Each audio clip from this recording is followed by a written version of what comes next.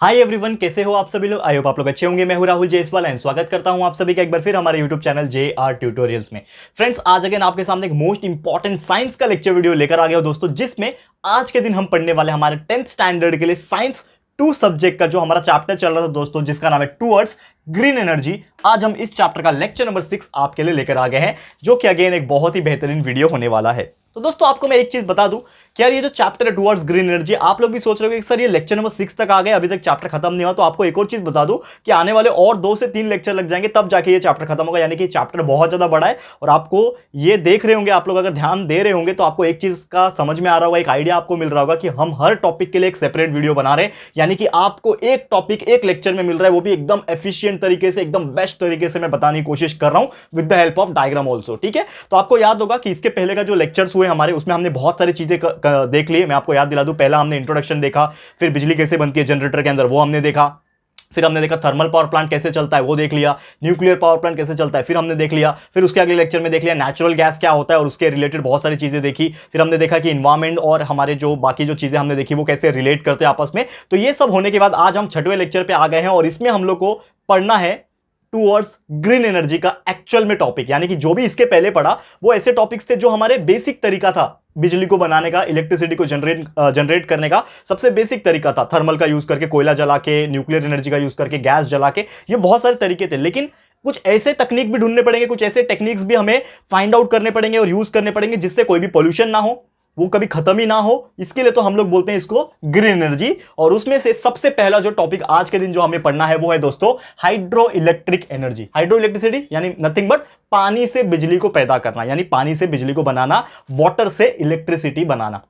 अब आप सोच रहे होंगे, जिनको पता होगा उनको तो चलो खैर बहुत सारी अच्छी चीजें समझ में आ जाएगी, लेकिन जिनको नहीं पता होगा तो वही सोच रहे होंगे कि यार क्या पानी से भी बिजली बना सकते हैं। यस, बिल्कुल बना सकते हैं। We have the technology that we can make electricity from water also, जो कि ये हम लोग डायग्राम के थ्रू समझने की कोशिश करते हैं। सबसे पहले हमारा वही मेथड कि सबसे पहले मैं आपको अपने माउथ से यानी कि अपने मुंह से थोड़ा सा एक ओवरव्यू बता दूंगा, ठीक है, कि क्या होता है।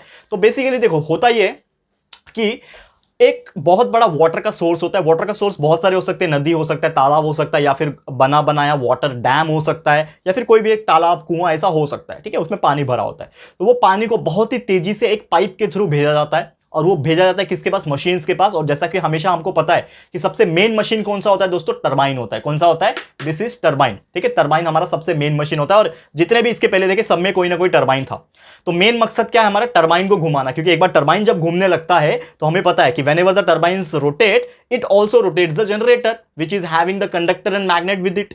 ठीक है ना, तो जब वो जनरेटर भी रोटेट होगा यानी उसके अंदर के जो कंडक्टर मैग्नेट्स अक्रॉस में रोटेट होंगे तो हमें क्या प्रोड्यूस होता है? इलेक्ट्रिसिटी प्रोड्यूस होता है। बहुत सिंपल सा कंसेप्ट है, लेकिन टरबाइन घुमाने के लिए अलग अलग प्रोसेस होते हैं। थर्मल में देखा कि कोयला जला के पानी गर्म करके हम लोग टरबाइन घुमा रहे थे। न्यूक्लियर में देखा कि हम न्यूक्लियर एलिमेंट्स को गर्म करके, मतलब बम्बार्ड करके, उससे हीट जनरेट करके, स्टीम को भेज के हम टरबाइन को घुमा रहे थे। नेचुरल गैस में प्रेशर भेज के हम लोग टरबाइन को घुमा रहे थे। लेकिन अभी हम लोग ग्रीन एनर्जी की बात कर रहे हैं, तो यहां पे हम क्या कर रहे हैं? तो यहां पे जो हमने बड़ा सा वाटर रिजर्वायर रखा था, यानी एक तरीके से आप बोल सकते हो पानी की टंकी समझ लो, बहुत बड़ी, इसमें लाखों लीटर पानी हो। ठीक है, वो पानी बहुत तेजी से एक मोटे पाइप के थ्रू हम पास करेंगे और वो पाइप में से जो पानी जो आएगा वो कहां टकराएगा? टरबाइन के ब्लेड्स के ऊपर। ब्लेड्स होते हैं जैसे पंखे के ब्लेड्स होते हैं, वैसे टरबाइन के ब्लेड्स होते हैं मोटर में, मोटर जैसे होते हैं, समझ लो।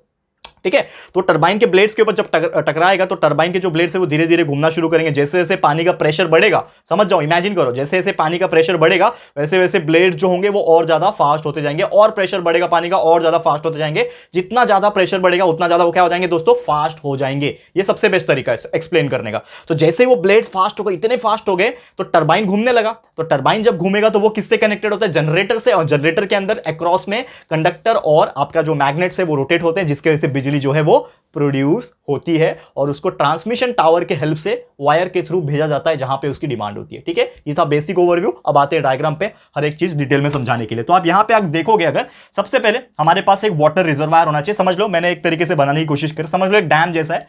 डैम होता है ना, डैम गांव में होता है, ऐसे बड़े बड़े जगह पे डैम होता है। ठीक है, तो एक बहुत बड़ा बांध हो समझ लो, रिजर्वायर समझ लो पानी का, जिसमें बहुत ज्यादा पानी, लाखों लीटर पानी जो है स्टोर हो, और उसके थ्रू कनेक्टेड होता है एक पाइप, मोटा सा पाइप होता है जिसमें वाटर जो है फ्लो करता है। पानी क्या करेगा? फ्लो करेगा।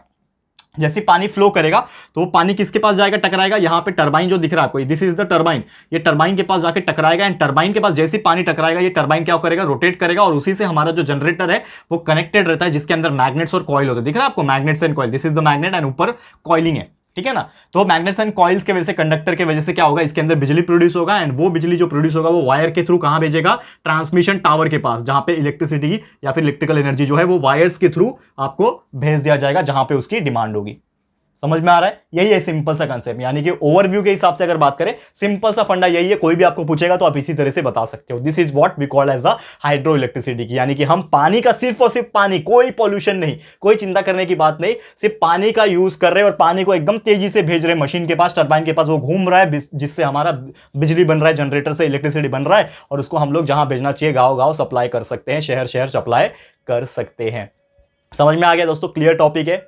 What do you mean by hydro electricity? तो आप सोच रहे हो कि सर इतना ही सिंपल है क्या? यस, इतना ही सिंपल है और कुछ नहीं है, लेकिन और एक चीज हमें पढ़ना है, यही हमें पढ़ना था आज के दिन, लेकिन और एक चीज ये पढ़ना है कि ये जो हाइड्रो इलेक्ट्रिसिटी है, चलो हम यूज कर रहे हैं, लेकिन यार कोई भी दुनिया में ऐसा चीज नहीं है जो परफेक्ट हो। जैसे हम लोग बोलते हैं ना, this is the perfect, this is the perfect, ऐसा कुछ भी दुनिया में कोई चीज नहीं है जो परफेक्ट हो। हर एक का कुछ ना कुछ एडवांटेज होता है तो कुछ डिसएडवांटेज भी होता है। तो हम ये जो हाइड्रो इलेक्ट्रिसिटी जो चीज यहां पे जो हम लोग पढ़ रहे हैं दोस्तों, इसका थोड़ा सा एडवांटेज और थोड़ा सा डिसएडवांटेज क्या है ये पढ़ेंगे। लेकिन एक और चीज आपको बता दूं कि यार ये जो हमने पढ़ा इसका एक फ्लो चार्ट भी होगा, हम हर बार फ्लो चार्ट देखते हैं, तो इसका फ्लो चार्ट अगर मैं ड्रॉ करने की कोशिश करूं, थोड़ा सा अगर आप ध्यान दोगे तो समझेगा आपको, थोड़ा सा ध्यान लगाओ। तो सबसे पहले मेरे को बात बताओ कि ये जो पानी यहां पे डैम के अंदर रखा हुआ है या फिर पानी वाटर रिजर्व में रखा है, तो उसके पास कौन सी एनर्जी होगी? ऑब्वियसली वी नो दैट कि कोई भी चीज जब रखी हुई होती है तो उसके पास क्या होती है दोस्तों?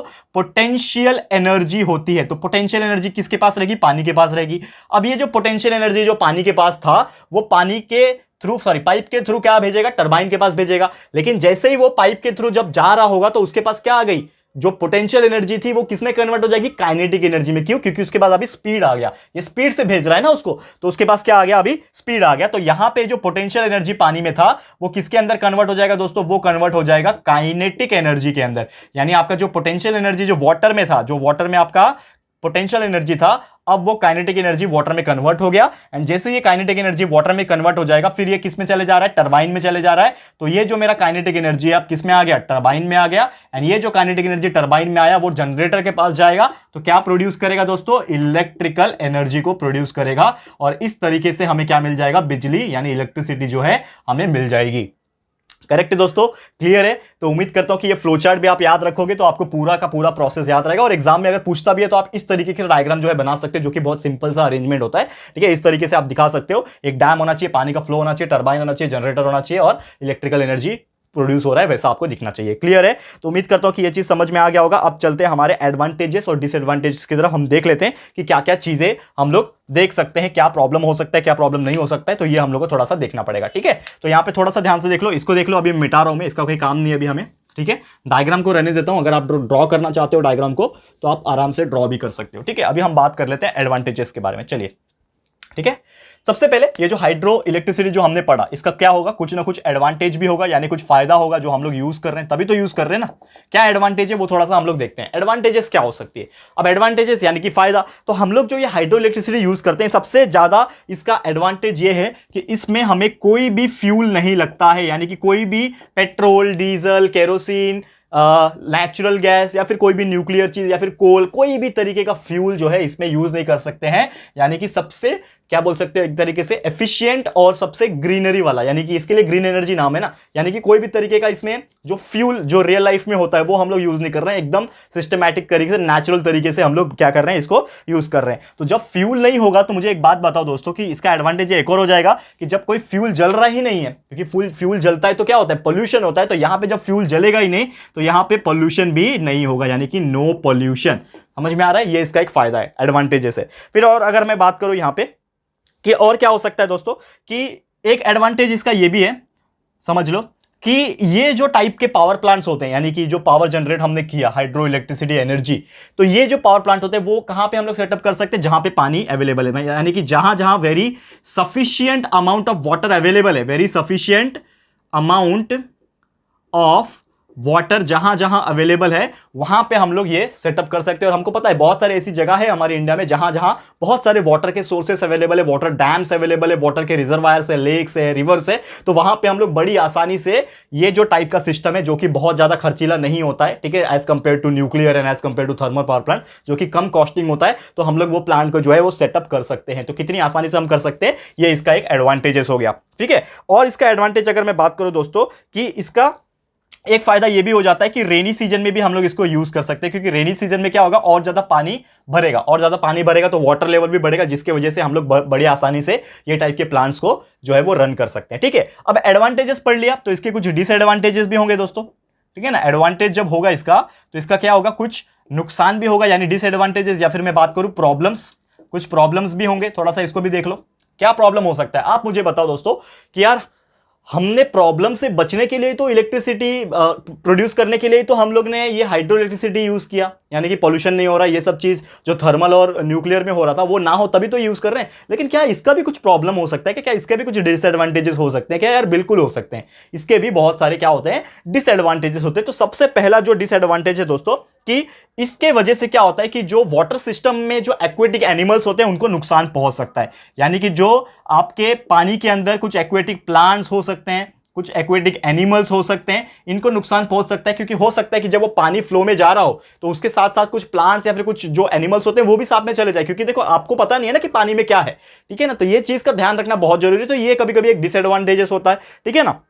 फिर ये भी होता है कि अगर हम लोग डैम वगैरह कंस्ट्रक्ट करते हैं, फॉर एग्जांपल मुझे ये तरीके का जो पावर सिस्टम का जो सेटअप है पूरा तैयार करना है, ठीक है ना। तो एक नदी के किनारे अगर मैं बना रहा हूं तो ये जो नदी होगा उसको वो इफेक्ट करेगा कहीं ना कहीं, यानी जो रिवर का जो नेचुरल फ्लो होता है ना उसको वो कहीं ना कहीं क्या करता है, इफेक्ट करता है। क्या करता है, रिवर के नेचुरल फ्लो को इफेक्ट करता है, परेशानी देता है, रिवर का रास्ता खत्म हो जाता है या फिर रास्ता मुड़ जाता है, ऐसे बहुत सारी परेशानी देखने मिलती है। फिर बैक फ्लो जो होता है, पानी की कमी कभी कभी हो जाती है, ठीक है ना, पानी का शॉर्टेज हो जाता है। यानी कि कभी कभी ऐसा भी होता है कि कुछ गांव में जब ये इलेक्ट्रिसिटी प्रोड्यूस करने के लिए हाइड्रो इलेक्ट्रिसिटी बनाया जाता है तो इसके सप्लाई में ही ज्यादा पानी खर्च हो जाता है और जो गांव वाले होते हैं उसको पानी मिलता ही नहीं है, ठीक है ना। तो अपने जो डोमेस्टिक पर्पस के लिए जो गांव वाले को पानी चाहिए होता है वो मिल नहीं पाता, जिसकी वजह से उनको बहुत सारी ऐसी परेशानियां का सामना करना पड़ता है, बहुत सारी परेशानियां झेलनी पड़ती है। तो ये सब कुछ डिसएडवांटेजेस है, लेकिन बहुत ज्यादा नहीं है। और इसका एक सबसे बड़ा एडवांटेज ये है कि हम लोग इसको लाइफ टाइम यूज कर सकते हैं, यानी जब तक हमारे पृथ्वी के ऊपर पानी है, कोई भी पानी हो, समुद्र हो या फिर आई मीन टू से मरीन पानी हो या समुद्र का पानी जिसको बोलते हैं खारा पानी, नॉर्मल वाटर, कोई भी पानी हो, हम लोग इसका यूज करके बना सकते हैं। यानी कि ये पृथ्वी पे कभी खत्म होगा नहीं, तो ये इलेक्ट्रिसिटी हम लोग ऐसे ही बनाते रहेंगे। तो ये इसका एक सबसे बड़ा एडवांटेज है, सबसे बड़ा फायदा है। क्लियर है, समझ में आ गया दोस्तों। तो अगर इसकी बात करें कि ऐसे टाइप के जो पावर प्लांट्स है, यानी हाइड्रो इलेक्ट्रिसिटी, पानी से चलने वाले पावर प्लांट जिससे बिजली बना सके, वो कहां कहां पे है, तो बेसिकली अगर बात करें बहुत सारे अलग अलग जगह पे है। कुछ यहाँ पे मेंशन किया हुआ है, दैट इज उत्तराखंड में है, टेहरी में, उत्तराखंड में टेहरी में है, जो कि 2400 मेगावाट इलेक्ट्रिसिटी प्रोड्यूस कर सकता है। हमारे महाराष्ट्र में कोयना डैम आपने सुना होगा, तो कोयना डैम जो है उसके जस्ट कनेक्टेड है हमारा हाइड्रो इलेक्ट्रिसिटी, जिसमें आपका लगभग 1960 यानी 1960 मेगावाट इलेक्ट्रिसिटी प्रोड्यूस होता है। फिर आंध्र प्रदेश में भी है, फिर हिमाचल प्रदेश में भी, ऐसे बहुत सारे जगह पे आपको देखने मिलेगा कि ये जो टाइप के पावर प्लांट्स होते हैं वो लगाए गए हैं ताकि बिजली जो है बनाया जा सके, ठीक है। लेकिन अगर बात करें इंडिया में थोड़े से कम है कंपैरेटिवली, लेकिन आने वाले समय में जब ये जो पेट्रोल डीजल या फिर जो कोल से या थर्मल से या फिर न्यूक्लियर से जो चलने वाले प्लांट्स है, जब इनकी डिमांड कम हो जाएगी, यानी कि इनका जो लिमिट था वो धीरे धीरे कम हो जाएगा,